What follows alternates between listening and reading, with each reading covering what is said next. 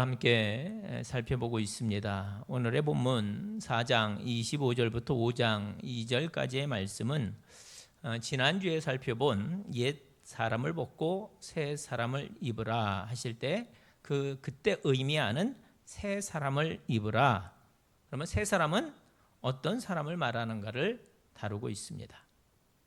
그러면 오늘의 이 본문에는 그런 새로운 삶에 대한 아주 구체적인 삶의 지침이 6가지가 이어지고 있는데 특별한 논리를 따르지 않고 그저 본문에서 설명하고 있는 이 6가지 권면을 하나하나 살피면서 우리의 삶을 비추어 보고 또 동시에 예수 믿고 새 사람이 되면 이렇게 살기를 노력해야 하는구나 하는 것을 함께 결단하도록 하겠습니다. 바로 시작하죠. 옛사람을 벗고 새 사람을 입은 성도들이 가장 먼저 갖춰야 될 삶의 모습이 25절에 나옵니다. 그런즉 거짓을 버리고 각각 이웃과 더불어 참된 것을 말하라. 이는 우리가 서로 지체가 됨이라. 예수 믿는 사람은 무엇보다 거짓을 버리고 참된 것을 말해야 한다라는 겁니다. 그럼 오늘날 이 세상을 보세요. TV, 신문, 인터넷 이런 곳에 온갖 종류의 거짓이 판을 치고 있습니다. 가짜 뉴스들이 참 많아요.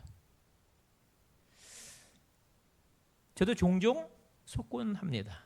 그래서 딸에게 물어봐요. 누가 그랬대? 아빠 그거 가짜야.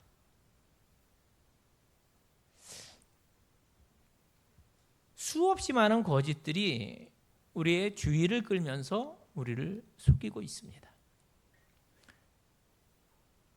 온통 거짓으로 쌓여 있어요. 그게 세상이에요. 그런데 본문은 그런 세상 안에서 살아갈 때 너희 성도는 거짓을 버리고 참된 것을 말하라. 분명히 말씀하고 있습니다.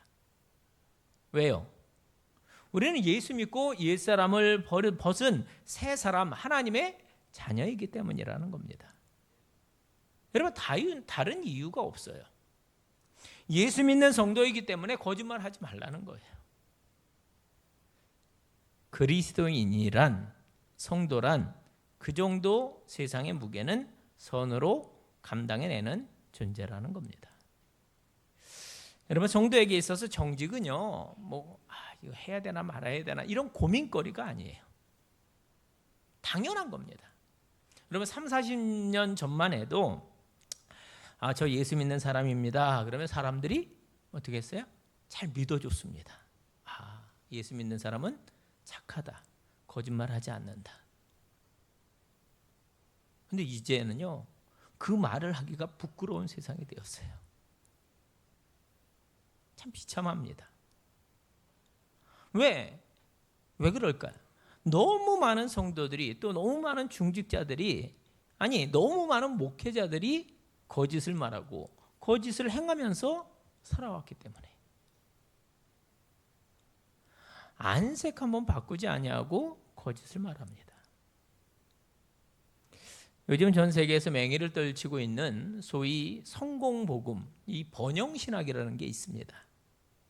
그런데 여러분 꼭 아셔야 될 것은 이 번영신학 이것은 거짓복음입니다. 거짓말이에요. 그 복음을 말하는 그러한 이들은 우리들의 신념을 통해서 긍정적인 마음과 자세와 어떤 말을 통해서 우리가 갈망하는 꿈을 이룰 수 있다고 그렇게 설교합니다. 거짓말입니다. 여러분 그들이 이야기하는 곳에는요 죄가 없습니다. 십자가가 없어요. 진리가 없습니다. 이 태도를 복음주의 신학자인 고든피라는 분이 이렇게 비판을 했습니다. 미국의 기독교는 이른바 부와 건강의 복음이라고 불리는 그 속에 복음의 특성이라고는 찾아볼 수 없는 악성 질병에 빠르게 감염되고 있다. 번영신학의 메시지는 하나님의 진리를 위험하게 왜곡하고 궁극적으로는 성령 안에서 우리의 삶이 아니라 인간의 타락한 성품에 호소하는 가르침이다. 그렇게 이야기합니다. 거짓말이라는 거예요. 일평생 신실하게 믿음의 길을 걷고 있던 한 권사님이 직장 때문에 도시로 떠나는 그 아들을 앉혀놓고 객지에 가서 교회와 목사를 찾을 때 세 가지를 염두에 두라고 그렇게 권했다고 합니다. 첫째, 평상시의 목소리와 강단에서의 목소리가 다른 목사를 피하라 그랬대요. 저도 그런지 아는가 모르겠어요. 두 번째는요, 교인들이 보는 데서 팔을 걷어붙이고 돈 세는 목사를 피하라 그랬답니다. 세 번째는 뭐겠어요? 거짓말하는 목사를 피하라 그랬답니다. 여러분, 일부러 엄마가 사랑하는 아들에게 그렇게 충고해 줄 만큼 오늘날 이 정직의 문제는 심지어 목회자도 피할 수 없는 문제라는 것입니다. 씁쓸하지만 바로 그런 현실 속에서 사랑하는 성도 여러분, 우리가 그리스도인이라면 우리 또 한번 오늘 고민하고 다짐하도록 하겠습니다. 거짓을 버리고 우리 하주교회 성도들은 반드시 그렇게 살아가시기를 주님의 이름으로 권합니다. 그런데 여러분, 본문은 거기서 끝나지 않습니다. 한 걸음 더 나아가 거짓을 버리고 그 다음에 있어요. 그 이웃과 더불어 참된 것, 즉 진실을 말하라, 그렇게 권면을 합니다. 왜요? 우리가 서로 지체가 됨이라. 여러분, 우리가 지체이기 때문에 거짓을 말하지 말라는 겁니다. 우리가 에베소서 하면서 앞부분에서 다루었어요.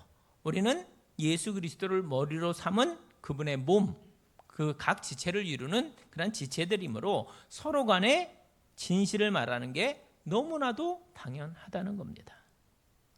여러분, 한번 생각해 보세요. 자, 발이 눈을 믿고 이렇게 걸어가는데 저 앞에 낭떠러지가 나타났어요.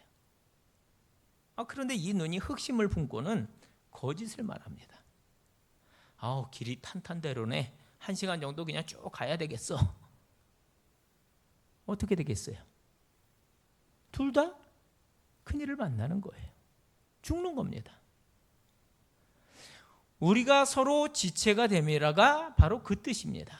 하나님은 10계명 중에서 9번째 계명에서 거짓 증거하지 말라 말씀하셨습니다. 사단은 거짓의 아비라고 하셨어요. 따라서 거짓을 말하는 것은 하나님을 따르지 아니하고 사단을 쫓아가는 일임에 틀림없습니다. 성도 여러분, 계시록의 말씀을 기억하세요. 거짓말하는 모든 자들은 불과 유황으로 타는 곳에 던져지리니 이것이 둘째 사망이라고 말씀합니다. 그러므로 성도 여러분, 거짓말하지 말라는 거죠. 대신 참된 것을 말하는 성도가 되어야 한다는 겁니다. 예는 예라 하시고 아니오는 아니라 말해야 된다는 거죠. 그것이 예수 믿고 새 사람 된 우리가 마땅히 살아야 될 첫 번째 삶의 표지라는 것입니다. 자, 두 번째 삶의 지침은 26절과 27절에 이어집니다. 분을 내어도 죄를 짓지 말며 해가 지도록 분을 품지 말고 마귀에게 틈을 주지 말라. 여러분, 우리도 물론 화낼 수 있습니다. 여전히 자기중심적인 성향이 우리에게 있기 때문에 그게 자연스러워요. 그래서 자존심이 상하거나 뭐 어떤 손해를 입었을 때 우리는 종종 화를 내곤 합니다. 그게 뭐 잘못이겠어요? 자연스러운 거죠. 너무 자연스러운 겁니다. 불의한 일 때문에 의무를 품는 일도 우리에게 있습니다. 그러나 심지어 그런 경우일지라도 사랑하는 성도 여러분, 조심하고 또 조심하시기 바랍니다. 한 번 더 생각하라는 거예요. 우리는 분노를 낼 수 있는 능력은 있지만 그 분노를 조절할 수 있는 능력은 우리에게 없습니다. 통계에 따르면 살인을 저지를 때 그 원인의 60%가 분노에 있다고 합니다. 분노에서 살인한다는 거예요. 여러분, 화 내보셨죠? 저만 그런 거예요? 답을 해주셔야지. 여러분, 화내보셨죠? 혹시 화를 내시고 나서 조금 지나서 야, 내가 정말 화내기를 정말 잘했다, 그랬던 적 있으신가요? 없어요. 대부분 다 어떻게 해요? 후회합니다. 후회. 내가 조금만 참으면, 내가 좀 더 참았으면. 그러면서 후회해요, 후회. 여러분, 분노해가지고 일이 잘 이렇게 해결된 적이 있으십니까? 없습니다. 분노하면요, 판단력이 흐려집니다. 상황이 제대로 보이질 않아요. 결국 분노에 눌려서 소리를 지르게 되고 막 집어던지고 들이받고 그렇게 되어집니다. 많은 경우 마귀에게 틈을 주는 거예요. 마귀가 막 자극하죠. 야, 잘 생각했다. 야, 본때를 보여줘라. 소리 질러, 들러 엎어, 깨트려. 다시는 그 사람이 너를 만만하게 이렇게 보지 못하게 막 해. 누구예요? 누가 그러는 거예요? 마귀가 하는 겁니다. 그러나 여러분 기억하십시오. 즉 화를 내는 것으로는 아무 일도 할 수가 없습니다. 화를 내므로 가정이 세워지지 않습니다. 화를 내므로 친구 간의 우정이 깊어지지 않습니다. 화를 내므로 교회가 부흥하지 않습니다. 일 열심히 하는 건 좋죠. 여러분 봉사 너무너무 잘하세요. 그런데 그 와중에 한번 화를 내면 지난 10년 동안 쌓아왔던 신뢰가 와르르 무너지게끔 되어 있습니다. 목사님 난 뒤끝 없어요. 여러분 지난 시간에 말씀드렸잖아요. 뒤끝은요, 해된 사람에게 남는 게 아니라 당한 사람에게 남는 것이라고 말씀드렸잖아요. 잠언 16장 32절을 보면 노하기를 더디하는 자는 용사보다 낫고 자기의 마음을 다스리는 자는 성을 빼앗는 자보다 나으니라 말씀합니다. 또 야고보서 1장 19절 20절 말씀을 보면 내 사랑하는 형제들아 너희가 알지니 사람마다 듣기는 속히 하고 말하기는 더디하며 성내기도 더디하라. 사람이 성내는 것이 하나님의 의를 이루지 못함이라. 세 사람이 입어야 될 두 번째 생활 방식은 그러므로 화를 내지 않고 온유함으로 사는 것임을 늘 기억하시기 바랍니다. 여러분 예수님도 그런 말씀하셨거든요. 온유한 자가 뭘 얻어요? 땅을 얻는다고 말씀하십니다. 이건 정말 역사 속에 계속 증명되어지는 사실입니다. 자, 세 번째 세 사람의 삶의 방식, 도둑질하지 말라는 겁니다. 28절 도둑질하는 자는 다시 도둑질하지 말고 돌이켜 가난한 자에게 구제할 수 있도록 자기 손으로 수고하여 선한 일을 하라. 도둑질하는 자는 도둑질하지 말라 할 때 이 문장의 동사 시제가 현재 명령형입니다. 그러니까 그 말은 지금 이 편지를 어디에다 쓰고 있는 거예요? 에베소 교회의 성도들에게 쓰고 있는데 지금 현재형으로 에베소 교회 안에 예수를 믿는데도 여전히 도둑질하는 그런 사람이 있었다는 것을 유추할 수가 있는 겁니다. 예수는 믿는데 옛 습성 때문에 여전히 도둑질을 했다는 거예요. 물론 좁은 의미에서의 도둑질은 남의 것 이렇게 훔치거나 빼앗는 거죠. 그런데 넓은 의미에서의 도둑질은 마음속으로 찜찜함으로 남는 모든 종류의 부정직한 행위를 뜻합니다.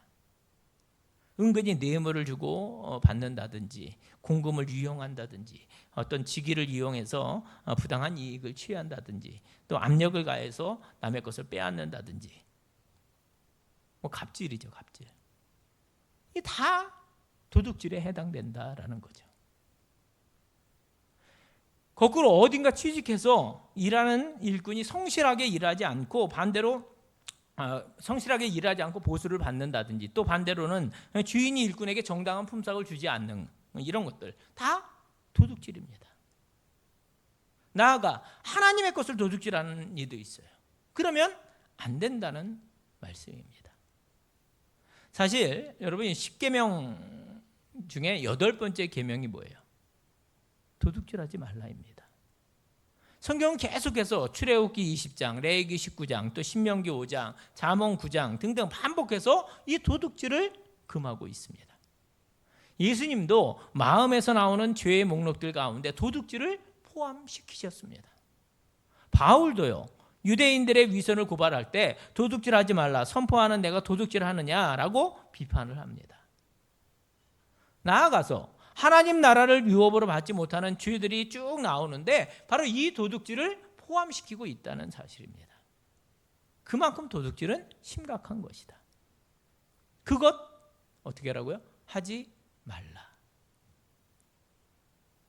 여러분, 본문은 거기서 그치지 않고 한 걸음 더 나아가죠. 그러므로 새 사람을 입은 성도는 도둑질 하지 말고 그만하고 그 다음 뭐예요? 돌이켜 가난한 자에게 구제할 수 있도록 자기 손으로 수고하여 선한 일을 하라. 이렇게 이어지고 있습니다. 여러분, 이 말씀을 다시 주목해 보세요.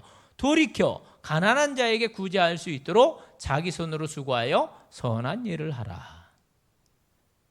여러분, 이 말씀을 진지하게 들으면 우리들의 일터와 또 사업체에 아주 혁명 같은 일이 벌어지게 됩니다.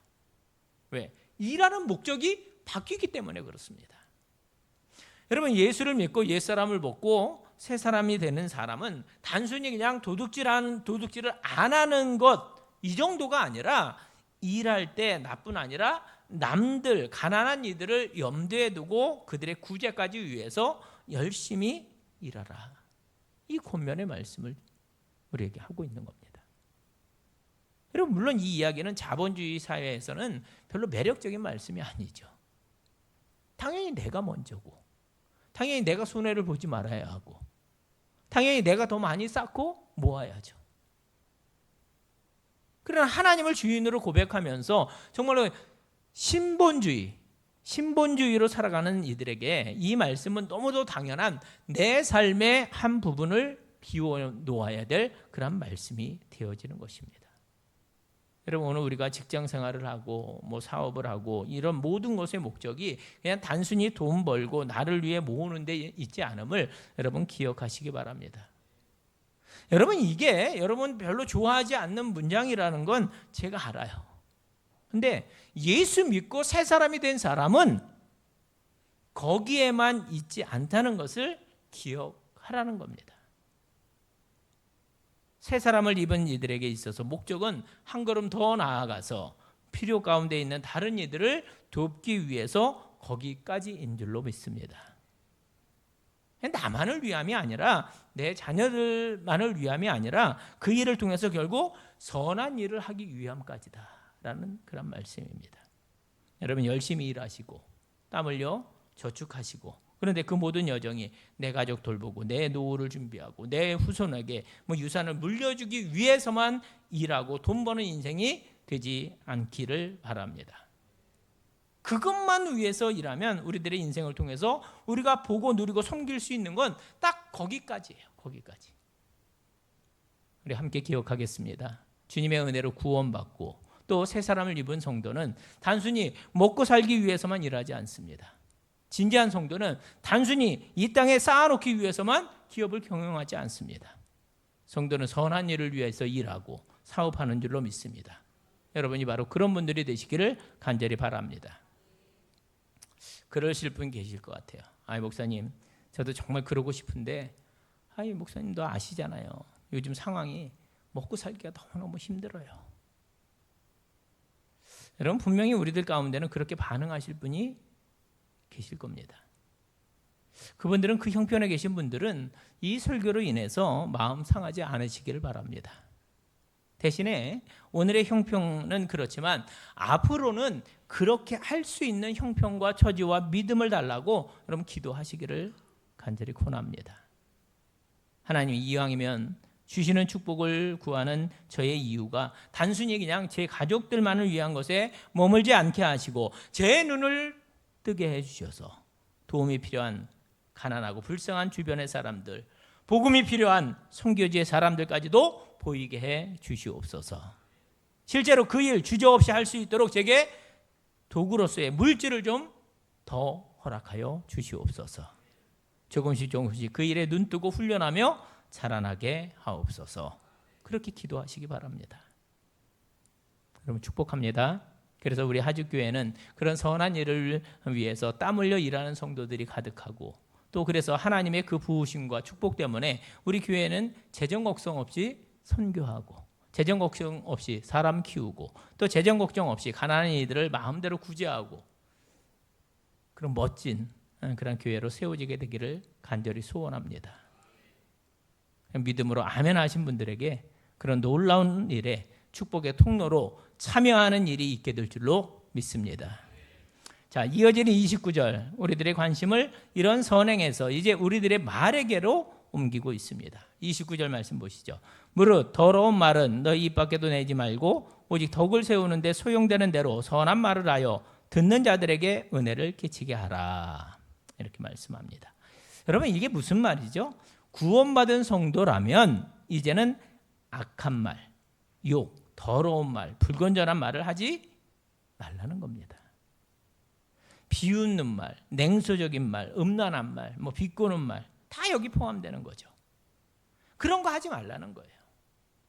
대신에 말하려면 선한 말을 통해서 덕을 세우고 은혜를 끼치라는 말씀입니다. 여러분, 정말로 말이 중요합니다. 여러분 아십니까? 교회의 세움과 무너뜨림 모두 다 말에서 시작이 됩니다. 목회자로 살면서 저도 종종 말실수를 합니다.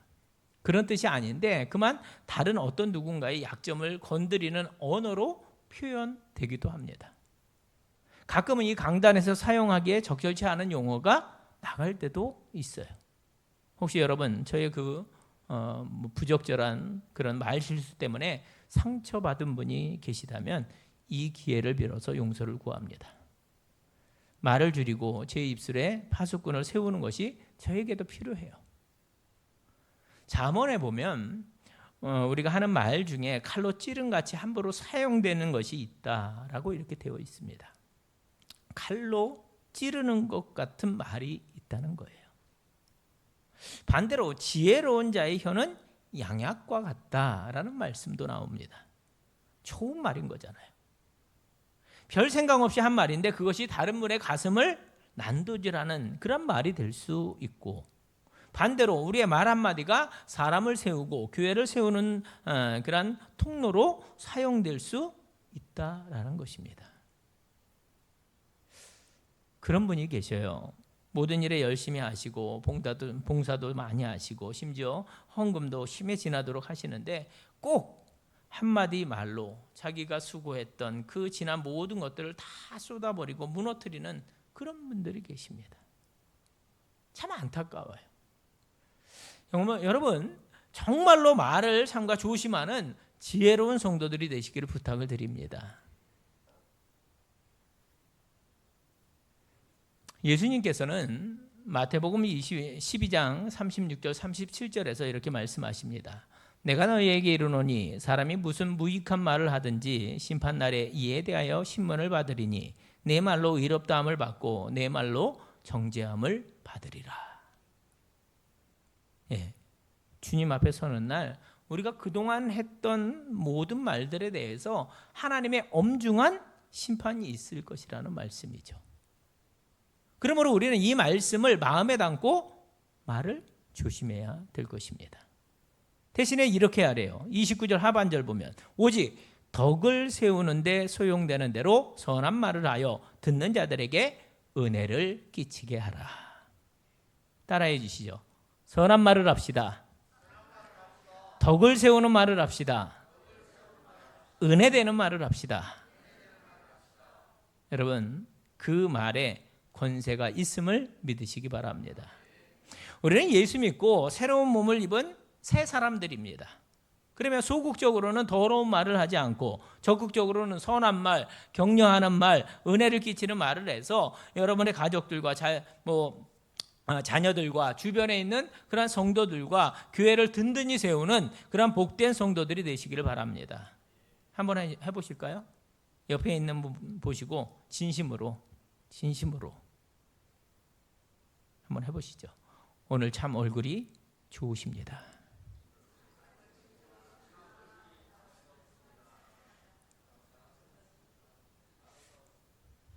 한번 더 할까요? 신앙생활하는 모습이 도전이 됩니다. 네. 그렇게 말씀하시는데 싫은 분 계셔요? 오늘 참 얼굴이 좋아 보이십니다. 신앙생활하는 게 도전이 됩니다. 그렇겠는데 싫은 그런데 화낼 분 계세요? 여러분 안 좋은 말 하지 마시고 선한 말, 격려하는 말, 그래서 사람을 세워주는 말을 많이 하시기를 바랍니다.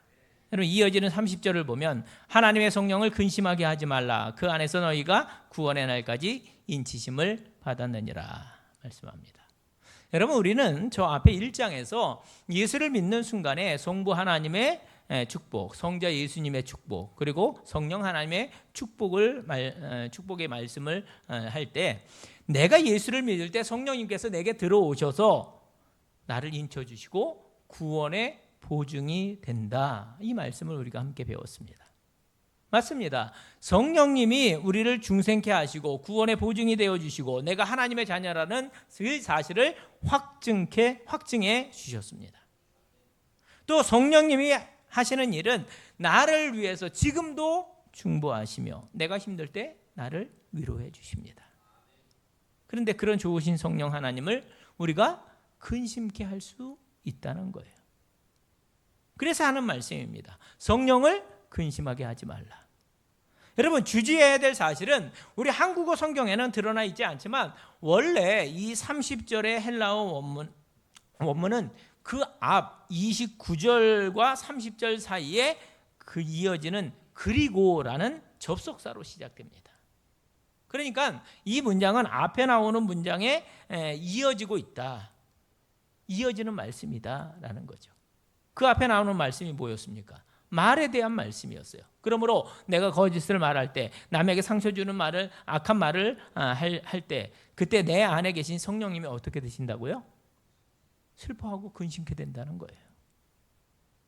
성도가 옛 사람을 벗지 못하고 악한 언행을 할 때 성령님은 우리 안에서 그러려니 하지 않으신다는 거예요. 대신에 그분은 근심하시고 슬퍼하신다는 겁니다. 당연히 우리의 언행을 조심해야 된다는 거죠. 왜냐하면 그 성령님의 근심은 이어지는 31절과 32절 또한 밀접히 관련되어 있기 때문입니다. 한번 보세요. 너희는 모든 악독과 노함과 분냄과 떠드는 것과 비방하는 것을 모든 악의와 함께 버리고 서로 친절하게 하며 불쌍히 여기며 서로 용서하기를 하나님이 그리스도 안에서 너희를 용서하심과 같이 하라, 이렇게 말씀합니다. 나쁜 말 하지 말고 선한 말을 하라 이러면서 그 다음으로 그리고 넘어가는 거예요. 악독 하지 말라는 겁니다. 악독이 뭐예요? 남을 알까롭게 비판하며 다니는 겁니다. 또 노함은 욱하고 자기 성질을 못 이겨서 물건 집어던지고 격분하는 거죠. 또 분냄, 뿌리 깊은 적대감, 이 녀석 한번 내가 두고 보자, 기회만 있으면 내가 그냥 확 한번, 이게 분냄입니다. 떠드는 것, 여러분 이미지가 그려지시죠? 막 흥분해서 소리 지르고 싸워대는 것을 말하는 겁니다. 그 다음에 비방하는 것, 비방은 당사자가 없는 곳에서 그를 욕함으로 그의 이름에 상처를 내는 겁니다. 마지막으로 나오는 악의는 다른 사람에게 해를 끼치려는 의도입니다. 혹시 우리에게 그런 습성이 남아있다면 어떻게 하라고요?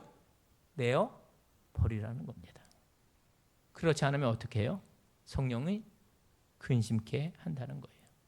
따라서 성령을 근심케 하는 그런 행위들을 하지 말고 대신 이제는 어떻게 하라고요? 새 사람을 입음으로 서로 친절히 대하라, 서로 불쌍히 여기라, 서로 용서하라 하십니다. 어떤 식으로요? 제일 마지막 말씀이죠. 하나님이 그리스도 안에서 너희를 용서하신 것처럼 너희도 그렇게 행하라는 겁니다. 여러분, 성도가 어떤 존재입니까? 우리가 어떤 존재예요?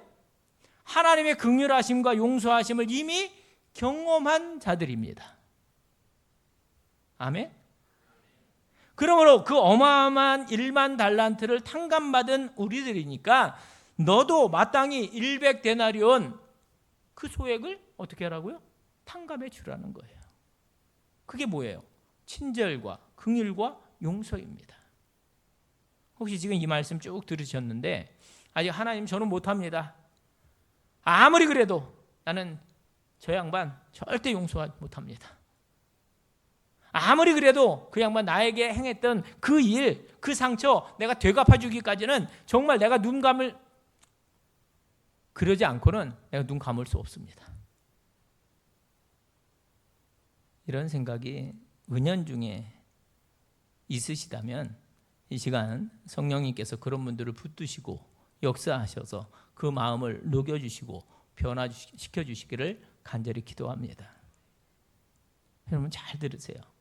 성도에게는 예수 믿고 새 사람 된 이들에게는 다른 옵션이 없습니다. 다른 방법이 없어요. 친절, 온유, 사랑, 긍휼, 선대, 이거 외에는 답이 없습니다. 억울하다고 느끼십니까? 그런데 여러분, 우리가 주님께로부터 받은 그 은혜를 생각하면 선택지가 없어요. 사랑하고 온유하고 인내하고 긍휼히 여기는 겁니다. 그러면서 결론입니다. 오늘 말씀 새 사람을 입은 이들의 6가지 그 새 삶의 방식은 이어지는 오늘 5장 1절 2절 2절 말씀으로 결론이 맺어집니다. 우리 함께 읽겠습니다. 5장 1절과 2절 시작. 그러므로 사랑을 받는 자녀같이 너희는 하나님을 본받는 자가 되고 그리스도께서 너희를 사랑하신 것 같이 너희도 사랑 가운데서 행하라. 그는 우리를 위하여 자신을 버리사 향기로운 제물과 희생 제물로 하나님께 드리셨느니라. 아멘. 여러분이 누구신지를 잊지 마십시오. 우리가 에베소서 1장부터 쭉 살펴봤어요. 에베소서 2장에 보면 과거에 공중 권세 잡은 자들, 그들을 따르던 불순종의 아들들이었습니다. 2장 12절을 보면 이 세상에서 소망이 없고 하나님도 없던 그런 자들이었어요. 근데 1장 7절을 보면 그러나 하나님께서는 그런 우리를 위해서 그리스도의 피로 우리들의 죄를 용서해 주셨습니다. 2장 5절은 정확히 이렇게 말합니다. 허물과 죄로 죽었던 너희를 살리셨다고 말씀합니다. 그분이 우리를 살리시고 우리를 하나님의 자녀로 삼아 주셨습니다. 2장 19절을 보면 이제 그러므로 우리는 더 이상 외인도 아니고 나그네도 아니고 하나님의 권속이라고 했어요. 하나님의 사랑을 입은 자녀가 되었습니다. 그러면 이제 우리가 가지고 있었던 모든 핑계, 아집, 편견, 집착, 이걸 다 내려놓는 게 맞는 거죠. 내가 그저 겸손하게 내가 그랬던 사람인데 그 자리에서 구원을 받았는데 이렇게 인정하시고 이제는 그분의 그 권면을 받아들이는 게 언제나 맞습니다. 무슨 권면입니까? 하나님께서 너희를 위해 주신 그것을 본받아 어떻게 하라고요? 그리스도께서 너희를 사랑한 것 같이 너희도 사랑 가운데서 행하라. 따라하겠습니다. 너희도 사랑 가운데서 행하라. 여러분 이 말씀이 왜 중요합니까? 그것은 우리가 사랑 없이 행하는 모든 것이 무효이기 때문에 그래요. 여러분 분명히 기억하시기 바랍니다. 우리가 지금까지 열심히 신앙의 여정을 달려왔어요. 그런데 여러분 우리의 모든 섬김과 또 그런 아름다운 사역들이 한순간 와르르 다 쓸데없는 곳으로 무너지게 될 수 있는 딱 한 가지의 경우가 있다고 합니다. 뭡니까? 본문 말씀합니다. 이럴 때 즉 우리가 그 모든 일들을 사랑으로 행하지 않고 의무나 일 또는 자랑으로 행하게 된다면 그 모든 것들은 하나도 제대로 설 수 없다는 거예요. 우리가 이 좋은 것들을 사랑으로 행하지 않는다면 순간 주님은 그 모든 것들 중에 단 한 가지라도 유효한 것으로 인정하지 않겠다 하십니다. 고린도전서 13장 우리가 너무나 사랑하는 사랑장 아닙니까? 너희가 천사의 말을 하고 산을 옮길 만한 믿음이 있고 심지어 너희 몸을 불태워 너희 모든 것들을 구제한다 해도 만일 그것이 사랑으로 행한 것이 아니라면 사랑이 없으면 아무것도 아니라고 주님은 분명하게 말씀하십니다. 여러분 사랑으로 행하지 않으면 그건 아무것도 아니다. 여러분 그분이 아무것도 아니라고 하시면 아무것도 아닌 거예요. 여러분 오늘 우리가 왜 이렇게 교회를 끌어안고 교회를 제대로 세워보겠다고 애를 쓰면서 우리가 달려가고 있습니까? 하나님을 사랑하기 때문인 줄로 믿습니다. 오늘 6가지 새 사람의 삶의 방식. 첫째, 거짓을 버리고 참된 것을 말하라. 둘째, 분을 버리고 온유하게 행하라. 셋째, 도둑질을 버리고 주는 삶을 살라. 넷째, 더러운 말을 버리고 선한 말을 하라. 다섯째, 성령을 근심케 하지 말고 하나님을 본받으라. 마지막 6째, 모든 일을 사랑 가운데서 행하라. 이 6가지 삶의 방식을 통해서 옛사람을 벗고 새 사람을 입어 살아가는 복된 여정의 실천가들이 다 되어지시기를 주님의 이름으로 축원을 드립니다. 기도하겠습니다. 하나님, 예수를 믿음으로 말미암아 옛사람을 벗고 새 사람이 된 우리 하주교회 성도들 한 분 한 분을 독려해 주셔서 이방인처럼 허망한 것을 쫓고 마음이 굳어져서 영적으로 죽어가며 탐욕과 방탕의 모습으로 살아가지 않게 하시고 이제 거짓을 버리고 참된 것을 말하며 분을 내거나 도둑질하지 않고 우리의 손으로 수고하여 선한 일에 사용되는 인생들 되게 해 주시옵소서. 하나님, 우리 성도들이 입술의 말로 성령을 근심하지 않게 하시고 우리 속에 있는 악독, 노함, 분냄, 떠드는 것, 회방하는 것 다 버리고 오직 사랑의 하나님을 본받아 모든 일을 사랑으로 행하며 살아가는 새 사람, 그런 복된 성도들 되게 해 주시옵소서. 예수님의 이름으로 기도하옵나이다. 아멘.